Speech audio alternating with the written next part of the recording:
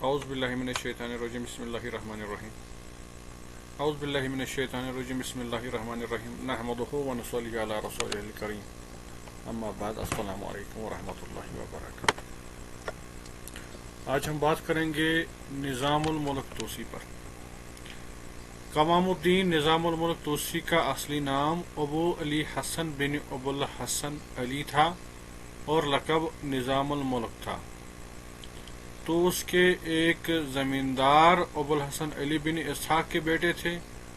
ابو الحسن علی خود تو اس کے والی کے طور پر کام کر رہے تھے اور وہیں انہوں نے شادی کی تھی۔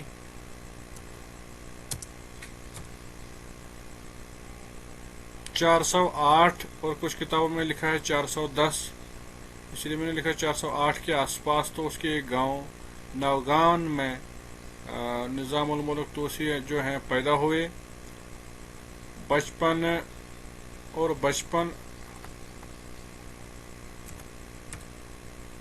سے ہی بہت ذہین اور کئی خوبیوں کے مالک تھے، تو اس سے ہی آپ کی ابتدائی تعلیم اور تربیت اور نشو و نما ہوئی۔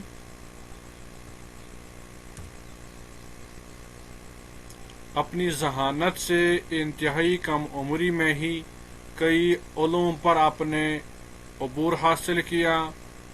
ابو سعید ابو الخیر نے آپ کی صلاحیتوں کا درک کرتے ہوئے، یعنی آپ کے اندر جو صلاحیتیں چھپی ہوئی ہیں ان کو سمجھ لیا تھا، اور ان صلاحیتوں کو سمجھنے کے بعد آپ کو بچپن میں ہی خواجہ جہاں کے نام سے بلانا شروع کیا تھا۔ جوانی میں کئی بار ابو سعید ابو الخیر سے آپ کی ملاقات ہوئی ہے اور ہوتی رہی ہے۔ آپ کی ذہنیت اتنی تیز تھی کہ 11 سال کی عمر میں ہی آپ نے قرآن شریف پڑھا۔ اس کے بعد توس، نیشاپور اور مرو سے شافعی مسلک کی فقہ اور حدیث کی تعلیم پائی، یعنی آپ اسلامی اسکالر بن رہے تھے۔ اس کے بعد ابو علی بن شازان کی خدمت میں چلے گئے اور وہاں بحیثیت دبیر کام کرنا شروع کیا۔ جب سلجوکیوں نے بلخ پر حملہ کیا تو جعفری بیگ نے اسے اپنے ساتھ رکھا، پھر الپ ارسلان کا دبیر مقرر کیا۔ یہ اس وقت وہاں کا بادشاہ تھا۔ الپ ارسلان پورے خراسان کا بادشاہ اپنے والد کی جگہ بن گیا، یعنی جب ان کے والد کی وفات ہوئی تو اس کے بعد وہ پورے خراسان کا بادشاہ ہو گئے۔ تو نظام الملک بحیثیت وزیر مقرر کیا گیا نظام الملک کو۔ پھر 4 سال بعد یعنی 455 ہجری میں عبد الملک قندوسی کو معزولی کے بعد، یعنی ان کو معزول کیا گیا وزارت سے۔ پھر سلجوقی عہد میں وزارت عظمیٰ کے عہدے پر فائز ہوئے، یعنی پھر آپ کو کئی عہدے دیے گئے ہیں وزارت کے۔ 455 سے لے کر 485 ہجری تک، یعنی 30 سال کی عمر تک آپ اس عہد کے تمام عظیم کارنامے نظام الملک کے 30 سال دور وزارت کے مرہون منت ہیں، یعنی جو آپ نے 30 سال تک جو یہ وزارت کا عہدہ سنبھالا تو آپ کے ہاتھوں سے بہت سارے عظیم کارنامے جو ہیں وہ وجود میں آئے، ان پر آپ نے عمل کیا، تو ان پر بات کریں گے۔ یہ عہد سلجوکیوں کا درخشاں عہد کہلاتا ہے، یعنی سلجوکیوں کا چمکتا دور، یعنی جس میں کافی ترقی ہوئی ہے، اس عہد میں اس کو کہا جاتا ہے۔ 485 ہجری کے بعد ترکان خاتون جو بادشاہ کی خاتون تھی سے اختلاف کے باعث آپ کو وزارت سے برطرف کیا گیا، یعنی آپ کو وزارت کے عہدے سے معزول کیا گیا۔ پھر آپ وہاں سے بغداد جاتے وقت ایک فدائی کے ہاتھوں قتل ہوئے۔ یہ حادثہ 10 رمضان 485 ہجری کو پیش آیا، یعنی آپ کو شہید کیا گیا۔ سلجوقی سلطان الپ ارسلان نے نظام الملک کی صلاحیتوں کا اندازہ لگاتے ہوئے اسے وزارت کا منصب سپرد کر دیا تھا، یعنی الپ ارسلان نے نظام الملک کو وزیر بنایا تھا، اور اس نے الپ ارسلان کے عہد میں ایسے جوہر دکھائے کہ تہذیب و تمدن علوم و فنون کی ہزاروں شمعیں روشن ہو گئی تھی. یعنی انہوں نے ہمت جہت کام کرنا شروع کیا. اس نے ملک کے ہر گوشے میں مدارس کا جال بچھایا. سب سے بڑا اور اہم مدرسہ بغداد کا مدرسہ نظامیہ تھا، جس کی تعمیر پر بے پناہ روپیے صرف کیے گئے. یعنی کافی پیسہ وہاں خرچ کیا گیا. اس کے علمی اور ادبی کارناموں کی طویل فہرست کے ساتھ مذہبی اور دینی خدمات بھی بے شمار ہیں. یعنی اپنے صرف جغرافیہ کے لحاظ سے ہی نہیں بلکہ دینی لحاظ سے بھی آپ نے کافی خدمات کی ہیں. ان کی تحریر کردہ کتاب سیاست نامہ کو انتہائی شہرت حاصل ہوئی ہے اور اس سے آج تک بھی استفادہ کیا جاتا ہے. کیونکہ وہ وزیر رہے ہیں تو سیاست نامہ پہ کتاب لکھنے سے پتہ چلتا ہے کہ اس کتاب کی کتنی بڑی اہمیت ہے. اس کتاب کا ترجمہ دنیا کی اکثر زبانوں میں ہو چکا ہے. عروج کی انتہائی بلندیوں تک پہنچنے کے بعد اس کی قسمت کا ستارہ یعنی نظام الملک کی قسمت کا ستارہ جو ہے وہ پلٹ گیا اور زوال میں آ گیا. پھر یعنی ملک شاہ نے انہیں وزارت سے علیحدہ کر دیا، یعنی انہیں وزارت سے معزول کر دیا. بہرحال اس کے کارنامے سلجوقی حکومت کے لیے لاتعداد ہیں. اس کی کامیابیاں سلجوقی سلاطین کے علاوہ اس کی مرہونی منت ہے. یعنی سلجوقی حکمرانوں کا بھی اس میں حصہ ہے اور ان کا خاصہ اس میں رول رہا ہے. نظام الملک نے اپنی مشہور تصنیف سیاست نامہ میں سلطنت کو قانونی شکل دینے کے لیے جو ہے ایک جدید نظریے کی بنیاد رکھی. سلطان کو نئے معنی سے مدلل کرنے کی کوشش کی.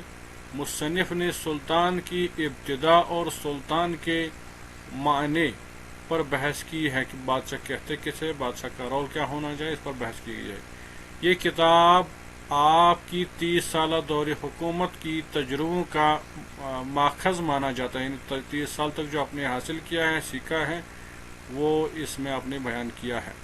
یہ فارسی کی عمدہ ترین کتاب مانی جاتی ہے جو سیاست کے موضوع پر لکھی گئی ہے. اس میں مصنف نے نصیحت، مثالیں، تفسیر قرآن اور حضور اکرم صلی اللہ علیہ وسلم کی احادیث کی شرح بھی لکھی ہے، لیکن جو منسلک ہو سیاست پر. اس کے علاوہ اس میں پرانی حکومتوں کے واقعات بطور عبرت بیان کیے گئے ہیں. یعنی جن اصولوں پر اگر بادشاہ حکومت عمل نہ کرے تو انہیں کن کن نقصانات سے ہمکنار ہونا پڑے گا، اس پر بحث کی گئی ہے.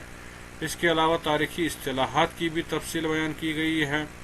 اس میں ایرانی تاریخ کے بعض اہم نکات بھی حاصل کیے جاتے ہیں. یعنی جب تفاصیل پڑھتے ہیں تو ایرانی ہسٹری کی بھی کچھ اہم نکات ملتے ہیں جن سے اجتماعی اور تمدنی حالات کی عکاسی دیکھنے کو ملتی ہے. یہ کتاب خود مصنف نے سلطان ملک شاہ کے حکم پر لکھنی شروع کی تھی، جس کا ذکر انہوں نے خود کتاب کے مقدمے میں کیا ہے. واضح رہے کہ یہ کتاب ان کی وفات کے بعد ترتیب دی گئی، جسے محمد بن ملک شاہ کے عہد میں 492 سے لے کر 511 ہجری کے درمیان مکمل کیا گیا ہے. وصایۂ نظام الملک یا دستور الوزراء کے نام پر بھی کچھ تحریرات ان سے لکھے گئے ہیں جو بعد میں دستور الوزراء کے نام پر آج کل موجود ہیں. قانون الملک بھی ان سے منسوب ہے کہ ایک چھوٹی سی کتاب ہے جو انہوں نے لکھی ہے. یہ جو دستور الوزراء ہے ابو الفتح فخر الملک کے لیے انہوں نے لکھی ہے. دستور الوزراء اس کا جو ہے نام رکھا گیا ہے. نظام الملک 10 رمضان 485 ہجری یعنی 14 اکتوبر 1092 عیسوی کو اصفہان سے بغداد جاتے ہوئے حسن بن صباح فدائین کے ہاتھوں شہید ہوئے. نظام الملک توسی کا حکومت کے بیشتر معاملوں میں عمل دخل تھا. سلجوق کی بہت ساری فتوحات کا صحرا نظام الملک کے ہی سر جاتا ہے. یعنی بہت ساری کامیابیاں اگر سلطنت کو حاصل ہوئی ہیں تو وہ انہی کی وساطت سے ہوئی ہیں. یہی وجہ ہے کہ ان کی وفات کے بعد سلجوقی سلطنت جو ہے زوال پذیر نظر آتی ہے، وہ اس قدر درخشاں اور آگے بڑھتی ہوئی نظر نہیں آتی ہے. ख्वाजा निज़ामुल मुल्क तूसी सूफियों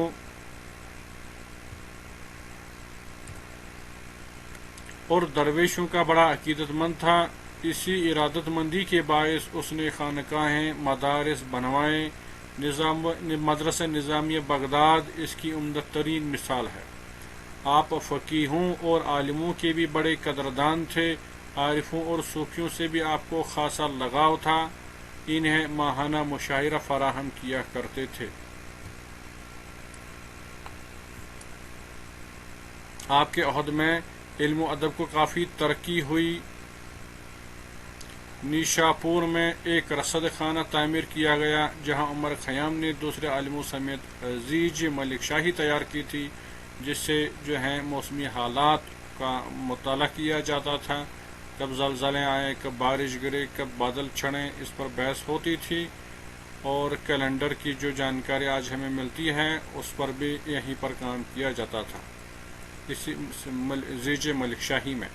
उमूरी सियासत पर उलमा को किताबें लिखने का हुक्म भी जारी किया गया था। तो ये थी मुख्तसर जानकारी जो हमने निज़ामुल मुल्क तूसी के हवाले से आपको यहाँ बयान की है। मिलते हैं नेक्स्ट लेक्चर में, तब तक के लिए खुदा हाफिज़।